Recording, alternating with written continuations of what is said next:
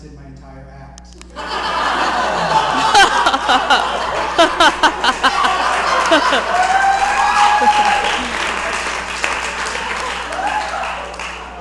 rest of this is just pretty much improv. So, this is going to come as a shock to many of you, but I am a huge nerd. And in case you can't tell my own particular style of nerd, it is a comic book nerd. For those of you that don't know, this is the Green Lantern symbol. And he's a superhero that has this ring, and this ring can make anything that he can imagine out of this green energy. And so in junior high and high school and most of college, my friends and I would sit around and we would talk about what we would make if we had that ring, and the general consensus became a girlfriend.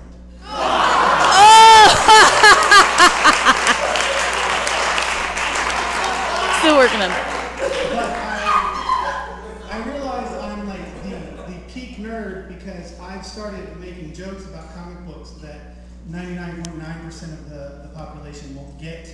The other day I was reading a comic book and I was like, hey, this artist is making excess use of bubbles to stand in for an energy signature. And I was like, who does this guy think he is, Jack Kirby? I realized two things. One, I was alone in my room, on my bed, in nothing but my Superman boxer shorts, talking to myself.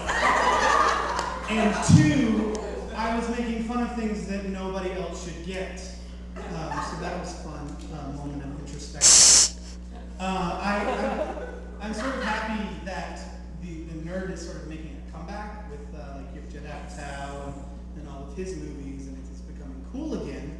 And so I decided, as one of the nerd leaders, that we should take it back. Nerd, we're going to work on taking it back and making it sort of our N-word. Sorry.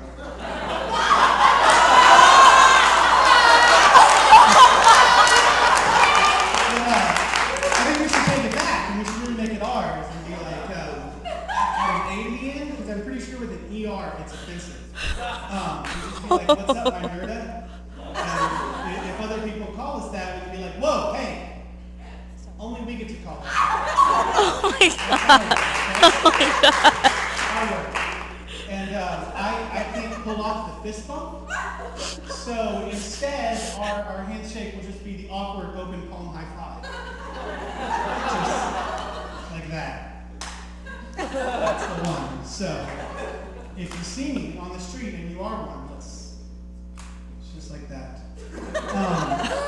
I've been thinking about comics a lot lately, and by lately I mean always. And there's some things about the comic book world that I really want to bring into real life, and not superpowers, because that's nerdy. But the other things about comics, like in a comic book, anytime you surprise somebody, these lines shoot out of their head. And I think that would be really helpful for telling when people are lying to you. Because you could just be like, hey, are you lying to me? And lines would shoot out of their head. And they'd be like, no, I don't know what you're talking about. And I'd be like, bullshit, you had the headlines. It means that I caught you off guard. You can't lie with the headlines. So I like that. Two, the second thing I like is in a comic book, anytime that you're naked and somebody else enters the room, inanimate objects will throw themselves in front of your genitalia to make sure that nobody else can see your stuff. So that would basically mean I would never have to put pants on again. Because I'd just be walking down the street and I'd be like, oh, hey, nice to see you, Miss Johnson. Thank God there's this strategically placed branch right here. And I could walk into people's houses and I'd be like, hey, how's it going? Thank God your vase is right here, all right? So that's number two. And the third thing I'd really like to see happen is this sort of instantaneous travel that you also see in like movies and TV shows. And you'd be like, hey, we should fly across country to New York. And then you go to the next panel and it's like, hey, we're in New York. And the reason I would like that is because it would cut out having to fly on planes, which I'm not a fan of. But when you're on the plane, you sit down, if you're one of the first people on the plane, and you have that empty middle seat next to you, it's like manna from heaven. It's just like, oh my God, yes. And so you play that game that everybody plays, where you're sitting in your airplane seat, and you're checking out the people that are walking down the aisle towards you, and trying to decide if you want them to sit next to you or not. So it's like, oh, fat guy, don't make eye contact. If you look at him, you might sit next to you, okay, he's good, he's gone, bye.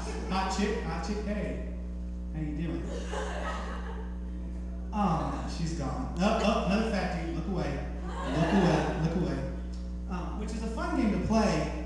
The only problem happens then when you're walking down the aisle and nobody will make eye contact with you. And you realize that you're the fat guy that nobody wants to sit next to.